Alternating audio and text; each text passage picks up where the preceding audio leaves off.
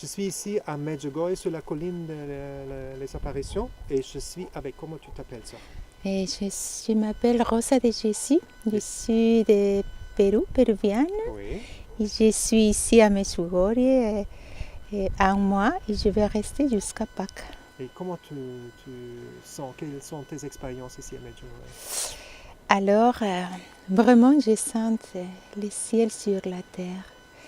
On m'avait dit c'était vraiment, c'est un lieu de paix. Et je peux le constater parce que je vois que vraiment il y a quelque chose de surnaturel, mais dans la foi aussi je sens que c'est la Vierge Marie, qu'elle est là. Et tu es catholique. Ah, bien sûr. Je vois que tu es une sœur heureuse. Il y a beaucoup de gens ici qui cherchent leur vocation. Oui. Et qu'est-ce que tu dirais à eux? Comment on peut rencontrer sa vocation de sacerdocio ou de sacerdote, de sœur catholique, de père famille, mère de famille? Alors, c'est vrai que l'homme est toujours en recherche d'être joyeux, d'être bienheureux sur la terre. Et on cherche. Je peux dire, on est un peu comme Saint Augustin, on cherche toujours dehors. On va pour chemin des fois équivoqués, c'est dit. Et mon expérience, c'est de trouver vraiment les chemins dedans de soi-même. Et c'est vrai que la foi t'ouvre tous les chemins vers Dieu. Et seulement je peux le dire à les jeunes qui cherchent la vérité, que la vérité c'est Jésus. Et si tu pries pour la main de Marie, notre mère, tu vas trouver le vrai chemin, tu vas trouver la vraie lumière et tu vas être joyeuse déjà ici. Oh, incroyable, ça se voit aux yeux, tu vois. Et je vois, tu as le rosaire ici, tu pries le rosaire. Oui, mais oui. Pourquoi tu le pries? Parce que si ça dépend de moi, je dis, il y a plusieurs choses qui m'attirent dans le monde aujourd'hui. C'est plusieurs choses que je peux faire. Et j'ai l'expérience d'avoir qu'à travers les chapelets, les rosaires, le chapelet, exactement. oui, je trouve Jésus, je trouve le chemin pour grandir dans la foi et pour rester au pied de la croix comme mon mari. C'est tout. C'est sûr que si dans les chemins tu vas trouver toujours la souffrance, tu vas trouver toujours la croix. Mais avec les rosaires, on peut trouver aussi la paix dans son cœur pour traverser toute situation dans la vie. Et tu as fait la même expérience que la souffrance t'a fait venir plus près de Dieu? Oui, au début, c'était un peu la lutte de dire pourquoi. Pourquoi ça passait, pourquoi moi.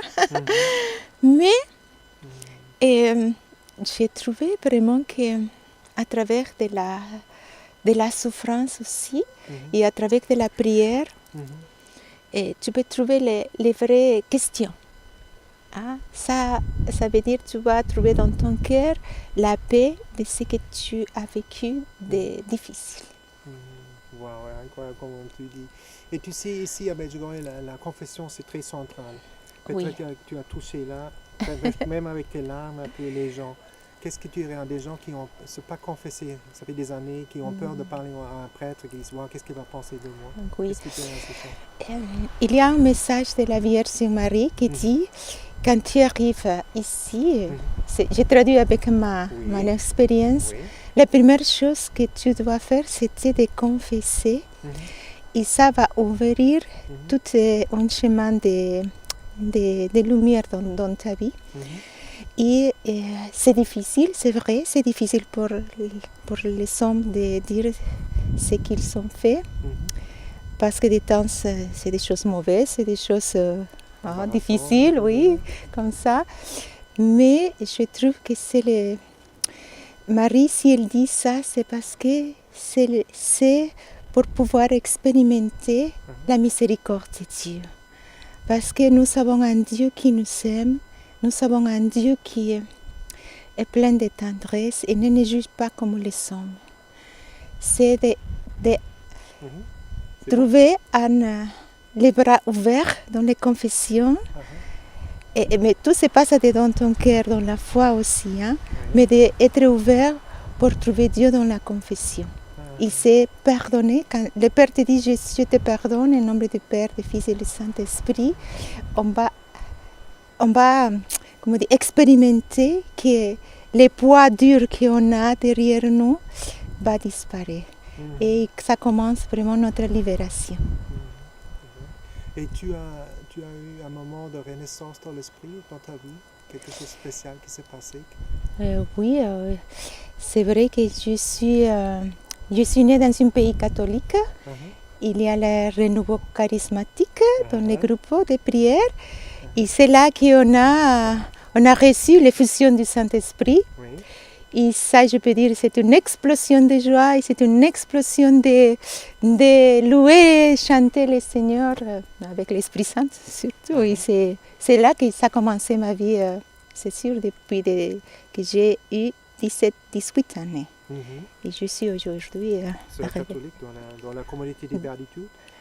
Oui, dans la communauté des béatitudes. Tu peux dire quelque chose sur la communauté? Quelques mots, s'il y a quelqu'un qui est intéressé par ton charisme? Oui, la communauté des béatitudes accueille tous les états de vie, frères, prêtres, sœurs religieuses aussi, et aussi des couples mariés. Donc il y a les 3 branches qui ont, avec la grâce de l'Esprit Saint, on essaye de vivre la communion dans les 3 états de vie et de vivre avec l'Esprit Saint, avec... Jésus dans le sang? Oui, Jésus doit être le sang, c'est sûr, mais de vivre ensemble comme peuple de Dieu.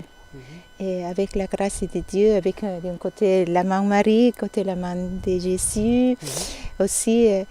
venez et voyez. Nous sommes heureux quand même de vous accueillir à tous. On est par tout le monde un peu. Et on est comme ça. Super. Et qu'est-ce que tu peux dire que Jésus a fait dans ta vie? Il y a quelque chose de spécial qui a changé dans ta vie? Oui, je crois la façon de voir l'Église aussi, comme notre mère. Et de voir que tous les peuples de Dieu, tous les continents, tous les pays, nous avons un même Dieu, un même foi, et même Marie aussi, la même maman, et aussi tous nous sommes des frères et sœurs. Super. Et à la fin, qu'est-ce que tu as aux gens pour croire? Il devrait peut-être une fois venir à Medjugorje. Alors, c'est de profiter déjà et vivre l'école de Marie dans ses bras. C'est une école ici, non? Oui, Merci. exactement.